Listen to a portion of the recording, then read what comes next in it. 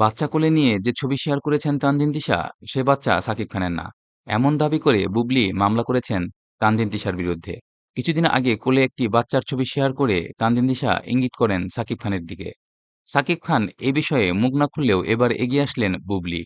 বুবলির এই মামলা নিয়ে আরও জানাতে আমাদের সাথে আদালত প্রাঙ্গণ থেকে যুক্ত হচ্ছেন সাজিদ বারী। সাজিদ, আপনি তো সেখানে আছেন। বুবলি এবং তানজিন তিশার এই ইস্যুতে আদালত আসলে কি বলছে আমাদের যদি জানান।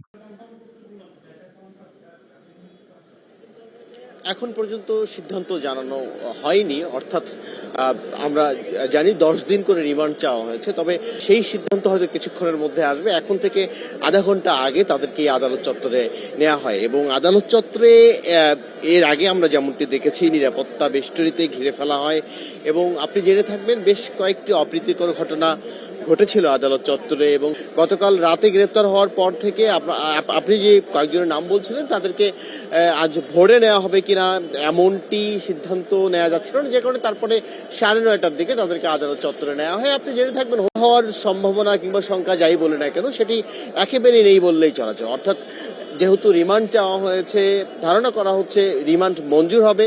করিনি একটা মজার কোনো স্মৃতি, তো সেখানে যখন এই ধরনের অবান্তর কথা জুড়ে দেয়, এটা আমার মনে হয় যে এটাতে এদের আমি বলবো সুস্থতা কামনা করি। এবং যারা বলছে ওই আরেকটা যেটা পেপারস ওয়ার্ক, একটা মানুষ কখন সেই ধরনের ডিসিশন নিতে পারে আসলে। তো যখন আমি শুটিং এ ভাই আমি শুনছি, আমি খুব আপসেট। দেন আমার শর্ট রেডি হচ্ছে, আমি যাচ্ছি, এসে আবার ই করছি, দেন কাজ করছি, আবার ফোন কল টেক্সট, আপু আপনি মানে নন স্টপ।